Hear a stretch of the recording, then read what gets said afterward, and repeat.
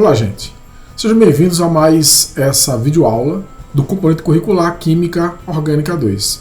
E nos próximos dois vídeos vamos falar de reações de substituição nucleofílica. Nesse primeiro vídeo, a gente vai fazer uma pequena introdução a essas reações e vamos falar no mecanismo denominado SN1. E no próximo vídeo, no mecanismo SN2. Então vamos para a aula.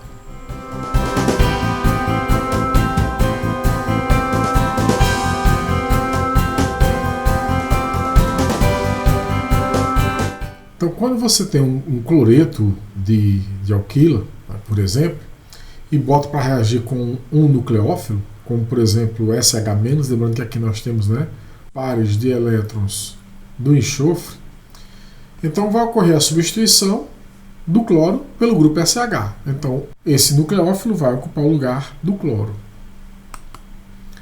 O composto orgânico halogenado nós chamamos de substrato. É bom se acostumar a esses termos, a gente vai utilizá-los muito. O nucleófilo, que vai atacar o substrato, e o grupo que sai, no caso o cloro, nós chamamos de grupo abandonador, ou grupo retirante, ou grupo de saída. Então são termos que são usados, mas o termo mais usado é grupo abandonador. Por que que os aletos de alquila podem ser atacados por nucleófilo? Ora, porque devido aqui à diferença de eletronegatividade, essa região onde se encontra o halogênio, por efeito indutivo, ocorre aqui uma retirada de densidade eletrônica, com a consequente polarização dessa ligação, de forma que essa reação vermelha da molécula, a região negativa, sempre sobre o halogênio, deixando a região do carbono azul, ou seja, uma região com carga positiva. Então você vai ter uma região negativa sobre o halogênio e uma reação positiva no carbono ligado a esse halogênio. Então esse carbono aqui ele pode funcionar como um eletrófilo. Então ocorre a polarização da ligação, deixando o carbono com uma carga parcialmente positiva. Resultado, pode ser atacado por um nucleófilo. Para essa reação acontecer, tem que ocorrer a saída de um grupo, no caso aqui o halogênio. Outras funções podem fazer isso, a gente vai discutir mais na frente, mas mesmo assim, esse grupo de saída, que no caso aqui é o cloro, sai como cloreto, ele tem que ter a capacidade de estabilizar a sua carga depois que sair. Então veja aqui, saiu o cloro, uma vez que o cloro saia, formará sempre um carbocátion, no caso da saída total dele, e ele tem que ter a capacidade de se estabilizar, de estabilizar a sua carga. Se o grupo de saída não tem essa capacidade, ele não vai sair, ou seja, ele é um péssimo grupo de saída. Ele é um péssimo grupo abandonador. Então, os melhores grupos abandonadores são aqueles capazes de, uma vez que formados, eles conseguem estabilizar a sua carga negativa. Um dos mecanismos possíveis para que isso ocorra veja bem, ao mesmo tempo que o nucleófilo, por um lado, ataca aquele carbono positivo, a ligação com o grupo abandonador, o grupo de saída, ela também se quebra, liberando esse grupo, de forma que vai haver aqui a substituição. Então, quando isso acontece, simultaneamente, em um mecanismo concertado, olha esse termo, é concertado de concerto filarmônico, de uma coisa harmônica, de uma coisa que acontece ao mesmo tempo. Não é concerto de consertar, de arrumar alguma coisa. É concerto com C, não é concerto com S. Então, o mecanismo concertado é um mecanismo onde as ligações se quebram e se formam simultaneamente. Então, esse tipo de mecanismo é muito comum, até já aconteceu um deles, eu não tinha utilizado esse termo ainda, mas a partir de agora, quando isso acontecer, a gente vai usar o termo mecanismo concertado. Então, voltando para cá, nós temos então um outro mecanismo, que seria, primeiro, sai o grupo abandonador, formando o carbocátion, Depois que o carbocato se forma, é que entra o nucleófilo. Então veja que aqui são duas etapas. Em uma etapa sai o grupo, na outra etapa entra o grupo.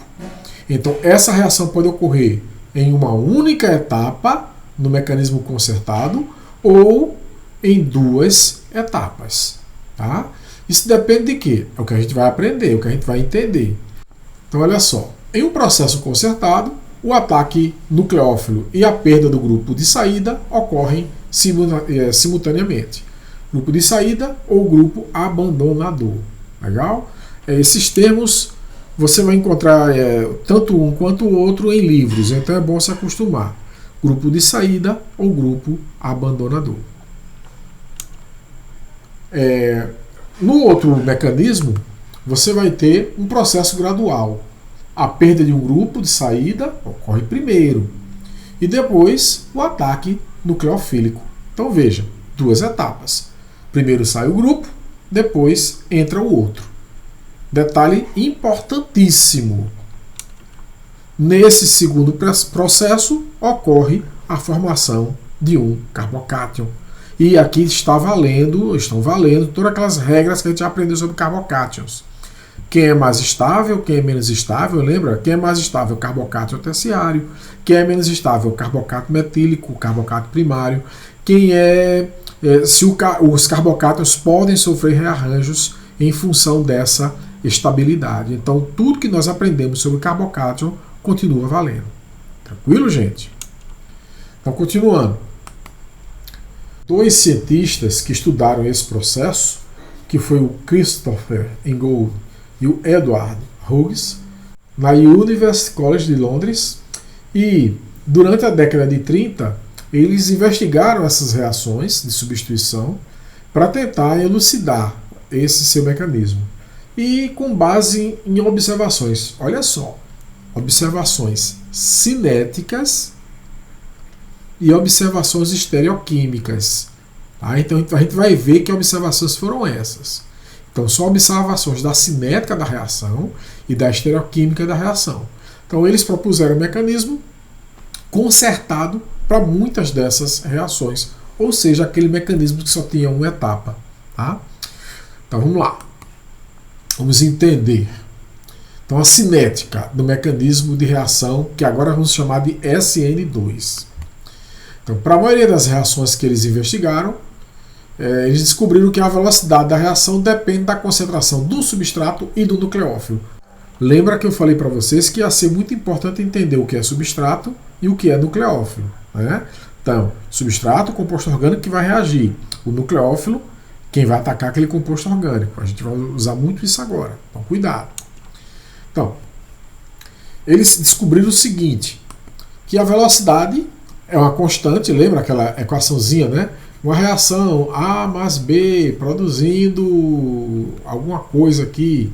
A velocidade depende de uma constante concentração de A elevado a um certo coeficiente aqui, que eu vou chamar de x, vezes a concentração de B elevada aqui a y.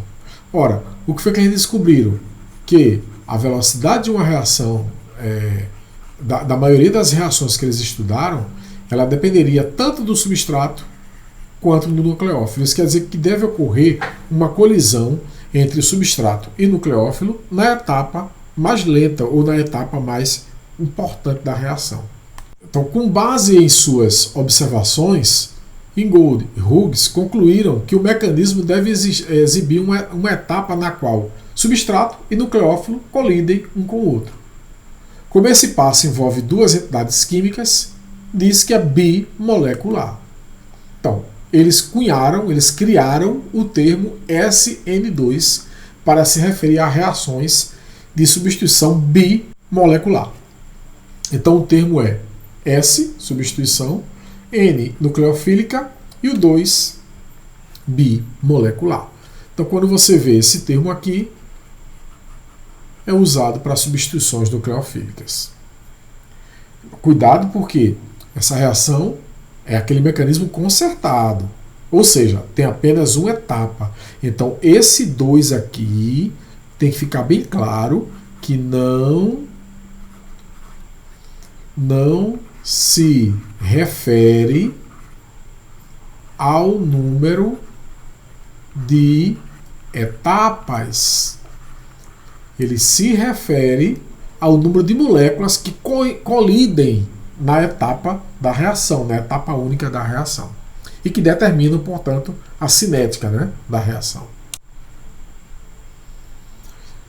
O outro fator é a estereoespecificidade dessas reações, ou seja, a estereoquímica. Quando uma posição é um centro de quiralidade, ou seja, o substrato é quiral, uma alteração de configuração é observada, ou seja, se é R, vira S. Se é S, vira R. Ocorre a inversão da configuração absoluta. Vamos ver aqui. Olha o exemplo. Você tem aqui esse carbono, que é quiral, né, ó. Aqui está ligado a metil, a etil, a hidrogênio, né? O bromo, que é o grupo abandonador, o grupo de saída, e aqui a configuração é S. Bom, depois que a reação ocorre, depois da entrada do grupo SH e da saída do bromo, o produto formado tem configuração R, ou seja, inversão de configuração. Então, isso é muito comum. As reações que ocorrem por SN1, elas ocorrem com inversão de configuração. Bom,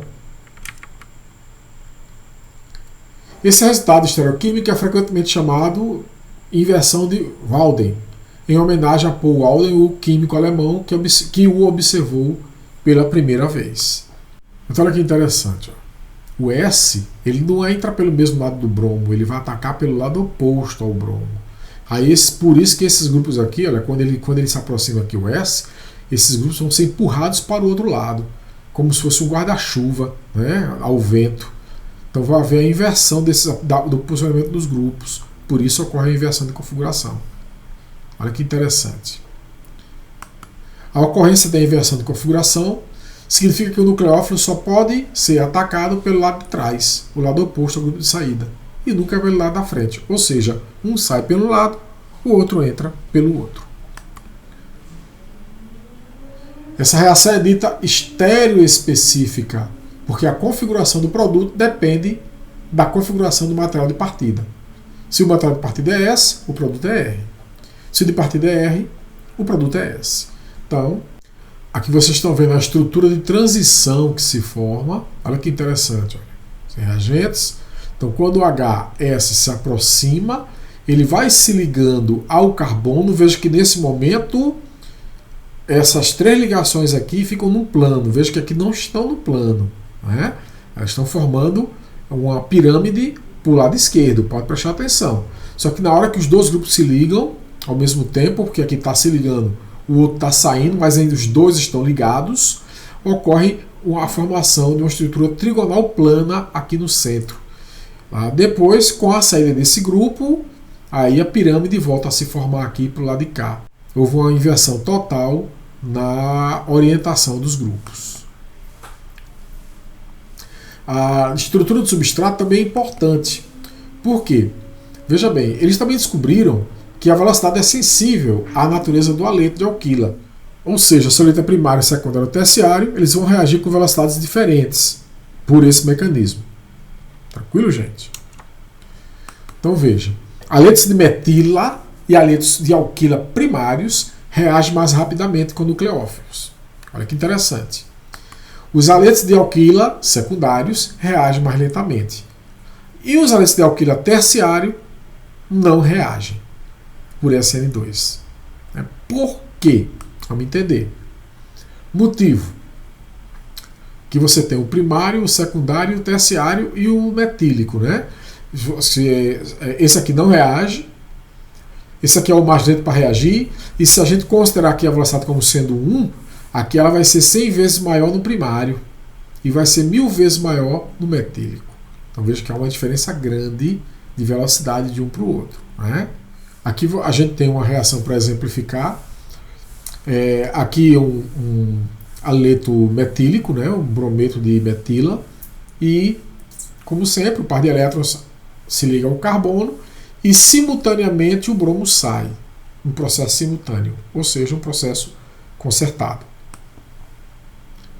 veja que, se você analisar a estrutura, o diagrama de energia, você vai ver que você vai ter aqui a energia dos reagentes, né, que vão formar nossa estrutura de transição, onde, ao mesmo tempo, o grupo que está entrando e o grupo que está saindo, eles estão ligados.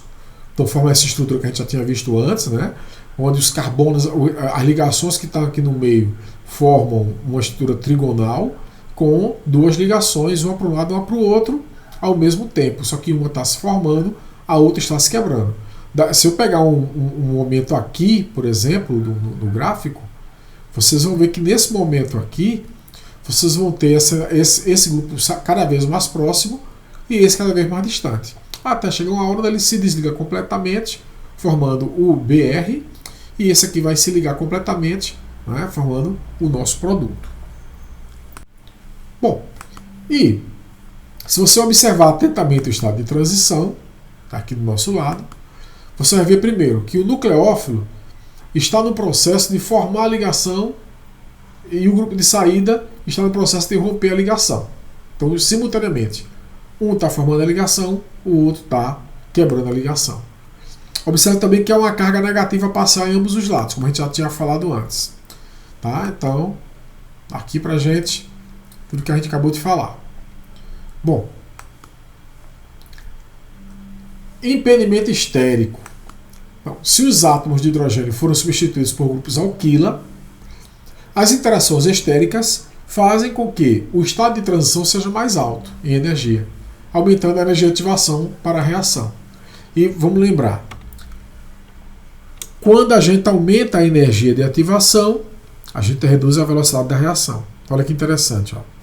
A substituição de hidrogênios do metila por grupos alquila, formando alito primário, alito secundário, alito terciário. Essa substituição ela aumenta o impedimento estérico. Esse impedimento estérico aumenta a energia do estado de transição, tornando a reação mais lenta. Daí a explicação dos aletos alquílico, do aleto metílico ser mais rápido por esse processo e dos terciários não reagirem. Beleza, gente? Então, tá aí o gráfico para as três, para o primário, secundário e terciário. Como vocês podem ver, a energia de ativação vai aumentando e no terciário ela é tão alta que já faz com que a reação ela não consiga ocorrer. Aqui na realidade é do metílico. Então aqui você tem a energia, o diagrama de energia do metílico, do primário e do secundário. Do terciário não foi colocado porque eles não reagem. Então veja que há um aumento da energia de ativação com a consequente redução da velocidade da reação. Aqui é uma animação do processo, para a gente ter ele claramente na nossa cabeça. Tá? Então, aqui no caso nós temos o KOH, que vai separar, produzindo o que nos interessa, que é o OH-, que é o nosso nucleófilo. O nosso nucleófilo ele vai se ligar ao carbono, tá? Onde tinha o bromo, e o bromo saiu. Eu vou repetir o processo pausando para que a gente possa vê-lo melhor. Então, primeiro nós vamos ter a quebra da ligação lá com o KOH para produzir o nosso OH-, que é o nosso nucleófilo. O OH- é o nosso nucleófilo. Esse nucleófilo ele vai atacar, né, o nosso substrato, especificamente esse carbono aqui, porque é o carbono que está ligado, né, com o halogênio, que no caso aqui é o bromo. Então o nosso nucleófilo ele vai se ligar. Lembrando que o ataque não ocorre pelo lado do bromo, né, ocorre pelas costas, né, no caso aqui. Veja que aqui tem uma densidade de carga negativa e aqui uma densidade de carga positiva. Então, quando o grupo OH começa a se aproximar, veja que o grupo aqui, o bromo, já começa a se afastar. Então, quanto mais o OH se aproxima, mais o bromo se afasta. De forma que chega uma hora que nós temos os dois ligados simultaneamente e olha que interessante. Vou repetir o processo a partir daqui. para que vocês vejam uma coisa. Preste atenção nesses hidrogênios aqui. O que é que eles fazem? Esses hidrogênios. Olha que interessante. Ó. Eles chegam a hora que a molécula nessa região, olha só, fica plana. É uma região plana. As ligações aqui estão no mesmo plano. E as duas ligações aqui, essa quebrando e essa formando essas regiões da molécula negativa. Tá? Então, depois disso, o bromo se afasta de vez e aí a ligação finalmente se forma com o nosso grupo OH, formando o nosso produto. Tá? Então, agora, animado desde o início, novamente, para que vocês possam ver, né, a formação do nucleófilo, o nucleófilo atacando lá o nosso substrato, formando o estado de transição, e depois saída do bromo, grupo abandonador, e a formação do nosso produto final. É o primeiro mecanismo de substituição. Né? Para não ficar muito longo esse vídeo, eu vou dividir em dois. O próximo vídeo vai ser só sobre SN1, esse foi sobre SN2. Então espero vocês na próxima aula. Então, até lá!